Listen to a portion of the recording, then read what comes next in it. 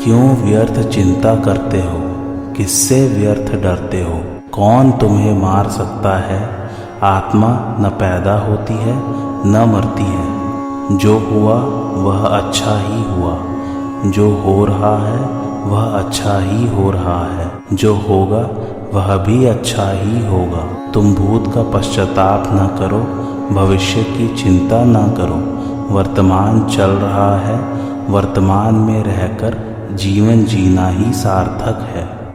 तुम्हारा क्या गया जो तुम रोते हो। तुम क्या लेकर आए थे जिसके खो जाने का तुम पश्चाताप करते हो। तुमने क्या पैदा किया था जिसका नाश हो गया।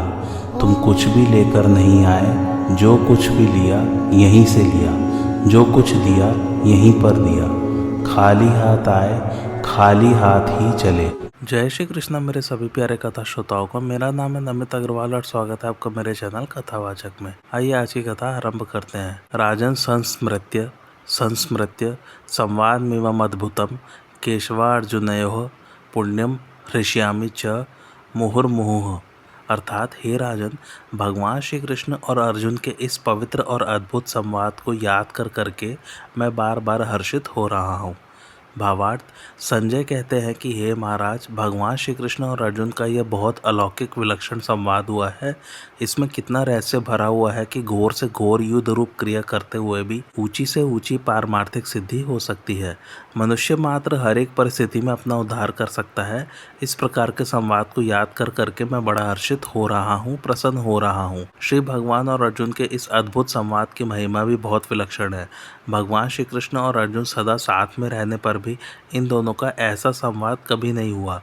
युद्ध के समय अर्जुन घबरा गए क्योंकि एक तरफ तो उनको कुटुंब का मोह तंग कर रहा था और दूसरी तरफ वे छात्र धर्म की दृष्टि से युद्ध करना अवश्य कर्तव्य समझते थे। मनुष्य की जब किसी एक सिद्धांत पर, एक मत पर स्थिति नहीं होती, तब उसकी व्याकुलता बड़ी विचित्र होती है। आजकल मनुष्यों में पारमार्थिक बातों को जानने की जो विशेष व्याकुलता नहीं दिखाई देती, उसका कारण है कि वे धन, कुटुंब, मान, बड़ाई, वर्ण, आश्रम, विद्या, बुद्धि, भोग, ऐश्वर्य आदि क्षणिक सुखों को लेकर संतोष करते रहते हैं।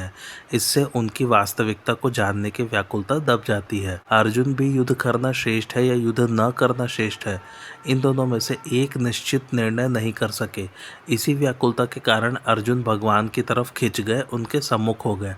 सम्मुख होने से भगवान की कृपा उनको विशेषता से प्राप्त हुई। अर्जुन की अनन्य भावना, उत्कंठा के कारण भगवान योग में स्थित हो गए, अर्थात ऐश्वर्य आदि में स्थित न रहकर केवल अपने प्रेम तत्व में सराबोर हो गए और उसी स्थिति में अर्जुन को समझाया। इस प्रकार उत्कट अभिलाषा संपन्न अर्जुन और अलौकिक अटल योग में स्थित भगवान के संवाद की क्या महिमा कहें। उसकी महिमा को कहने में कोई भी समर्थ नहीं है। भगवान श्री कृष्ण और अर्जुन के इस संवाद में जो तत्व भरा हुआ है वह किसी ग्रंथ, महात्मा आदि से सुनने को नहीं मिला। यह भगवान और उनके भक्त का बड़ा विलक्षण संवाद है। इतनी स्पष्ट बातें और जगह पढ़ने सुनने को नहीं मिलती। इस संवाद में युद्ध जैसे घोर कर्म से भी कल्याण होने की बात कही गई है। हर एक वर्ण, आश्रम, संप्रदाय आदि का मनुष्य हर एक परिस्थिति में अपना कल्याण कर सकता है, यह बात इस संवाद से मिलती है। इसलिए यह संवाद बड़ा अद्भुत है। केवल संवाद में ही इतनी विलक्षणता है, फिर इसके अनुसार आचरण करने का तो कहना ही क्या है। भगवान श्री कृष्ण की वाणी बड़ी विचित्र है। उसमें भी भगवान ने योग में स्थित होकर गीता कही है, फिर इसकी विचित्रता, विलक्षणता का तो कहना ही क्या है। संजय बोले, तत्पश्चात मैंने बातचीत में कुशल भगवान श्री कृष्ण की वह वाणी सुनी जिसका एक एक अक्षर शिक्षाप्रद था। वह अभीष्ट अर्थ का प्रतिपादन करने वाली तथा मन को आकर्षित कर लेने वाली थी। भगवान बोले, वह सब का सब उसी रूप में फिर दोहरा देना अब मेरे वश की बात भी नहीं है। उस समय योग युक्त होकर मैंने परमात्मा तत्व का वर्णन किया था। भगवान के द्वारा कौरव सभा में होने वाले राजनीतिक व्याख्यान में भी इतनी विलक्षणता थी कि ऋषि मुनि उसको सुनने के लिए जाते हैं। फिर यह गीता तो पारमार्थिक संवाद है। परशुराम जी बोले, शत्रुओं को संताप देने वाले माधव, वहाँ कौरवों तथा अन्य राजाओं की मंडली में आपके द्वारा कही जाने वाली धर्म और अर्थ से युक्त बातों को हम सुनना चाहते हैं। श्रीमद् भागवत में भी जब उद्धव जी ने देखा कि भगवान प्रश्नों का उत्तर बड़ी विलक्षण रीति से देते हैं, तब उन्होंने एक साथ 35 प्रश्न कर दिए। कर्म, ज्ञान, भक्ति की ऐसी विलक्षण बातें और जगह सुनने को मिली ही नहीं, इसलिए इनको सुनकर संजय बार बार हर्षित होते हैं। संजय भगवान को जानने वाले थे। धृतराष्ट्र के द्वारा इसका कारण पूछे जाने पर संजय ने उनको बताया था, महाराज आपका कल्याण हो। मैं कभी माया का सेवन नहीं करता, व्यर्थ पाखंड पूर्ण धर्म का आचरण नहीं करता। भगवान की भक्ति से मेरा अंतःकरण शुद्ध हो गया है, अतः मैं शास्त्र के वचनों से भगवान श्री कृष्ण के स्वरूप को यथावत जानता हूँ। इस प्रकार पहले तो संजय शास्त्र के वचनों से भगवान को जानते थे, पर अब वे साक्षात भगवान के वचनों से उनको जान गए। तच्च संस्मृत्य संस्मृत्य रूपमत्य अद्भुतम हरे विस्मयो में महान राजन हृष्यामि च पुनः पुनः। अर्थात हे राजन, भगवान श्री कृष्ण के उस अत्यंत अद्भुत विराट रूप को भी याद कर करके मुझे बड़ा भारी आश्चर्य हो रहा है और मैं बार बार हर्षित हो रहा हूँ। भावार्थ, संजय ने पीछे के श्लोक में भगवान श्री कृष्ण और अर्जुन के संवाद को तो अद्भुत बताया, पर यहाँ भगवान के विराट रूप को अत्यंत अद्भुत बताते हैं। इसका तात्पर्य है कि संवाद को तो अब भी पढ़ सकते हैं, उस पर विचार कर सकते हैं, पर उस विराट रूप के दर्शन अब नहीं हो सकते, अतः वह रूप अत्यंत अद्भुत है। संजय ने भगवान को महायोगेश्वर कहा था। महायोगेश्वर भगवान के रूप को याद करने से महान विस्मय होगा ही। दूसरी बात, अर्जुन को तो भगवान ने कृपा से द्रवित होकर विश्व रूप दिखाया, पर मेरे को तो व्यास जी की कृपा से देखने को मिल गया। यद्यपि भगवान ने राम अवतार में कौशल्या अम्बा को विराट रूप दिखाया और कृष्ण अवतार में यशोदा मैया को तथा कौरव सभा में दुर्योधन आदि को विराट रूप दिखाया, तथापि वह रूप ऐसा अद्भुत नहीं था कि जिसकी दाढ़ों में बड़े बड़े योद्धा लोग फंसे हुए हैं और दोनों सेनाओं का महान संहार हो रहा है। इस प्रकार के अत्यंत अद्भुत रूप को याद करके संजय कहते हैं कि हे राजन, यह सब तो व्यास जी महाराज की कृपा से ही मेरे को देखने को मिला है, नहीं तो ऐसा रूप मेरे जैसे को कहाँ देखने को मिलता।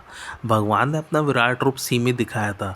अगर अर्जुन न घबराते तो भगवान और भी रूप दिखाते, पर उतने से ही संजय बड़ा आश्चर्य कर रहे हैं। भगवान के विषय में पहले तो संजय ने शास्त्र में पढ़ा, फिर अद्भुत संवाद सुना और फिर अति अद्भुत विराट रूप देखा।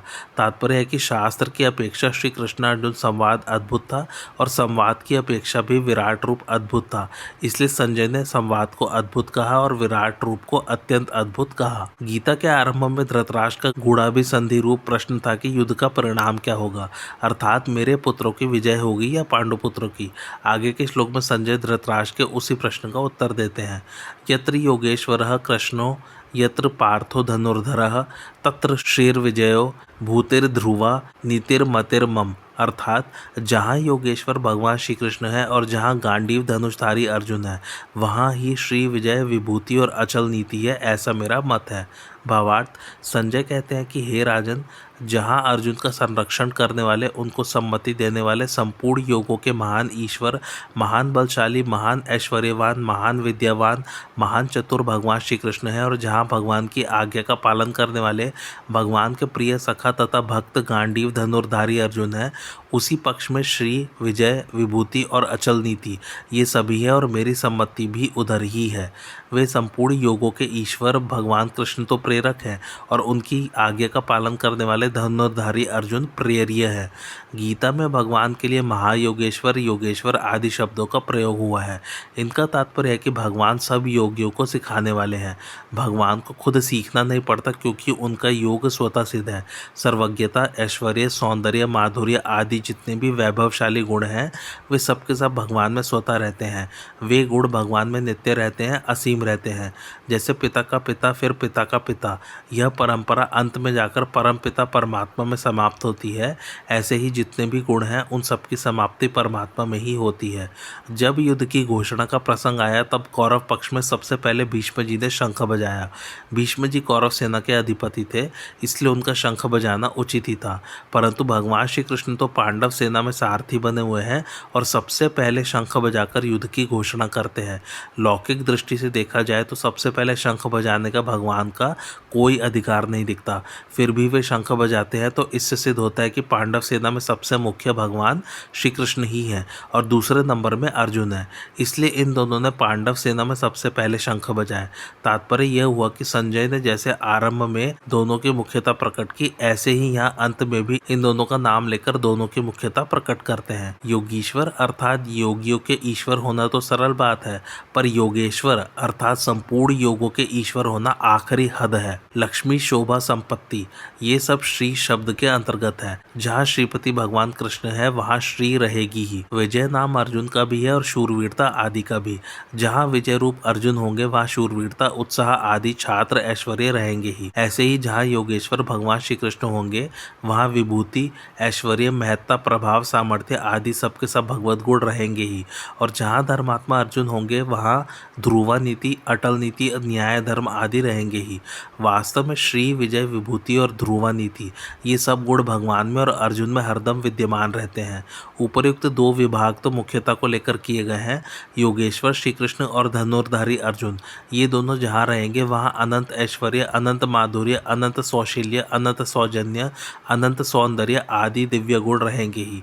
धृतराष्ट्र का विजय के गूढ़ा भी संधि रूप जो प्रश्न है उसका उत्तर संजय यहाँ सम्यक रीति से दे रहे हैं। तात्पर्य है कि पांडु पुत्रों के विजय निश्चित है, इसमें कोई संदेह नहीं है। ओम तत्सदिति श्रीमद् भगवद गीता उपनिषत्सु ब्रह्मा विद्यायाम योग शास्त्र श्री कृष्णार्जुन संवादे मोक्ष संन्यास योगो नामाष्टोदशो अध्यायः। इस प्रकार ओम तत्सत इन भगवान नामों के उच्चारण पूर्वक ब्रह्मा विद्या और योग शास्त्र में श्रीमद् भगवद गीतोपनिषद रूप श्री कृष्ण अर्जुन संवाद में मोक्ष संन्यास योग नामक 18वां अध्याय पूर्ण हुआ, जिसमें मोक्ष का भी संन्यास अर्थात त्याग हो जाता है। ऐसी भगवत भक्ति का वर्णन मुख्य होने के कारण इस अध्याय का नाम मोक्ष संन्यास योग रखा गया है। तो कथा सुनने वाले श्रोताओं, भगवत गीता यहीं समाप्त होती है। आप लोगों ने जो इसको समर्थन दिया उसका बहुत बहुत धन्यवाद। अब अगला ग्रंथ मैं कौन से सुनाने जा रहा हूँ इसके लिए आप लोगों को थोड़ा सा इंतज़ार करना पड़ेगा, लेकिन आप लोगों के साथ के लिए बहुत बहुत धन्यवाद। कैसी लगी आप लोगों को आज की मेरी कथा मुझे कमेंट करके ज़रूर बताइए और मेरे चैनल कथावाचक को लाइक, शेयर और सब्सक्राइब ज़रूर कीजिए। Thanks for watching. धन्यवाद।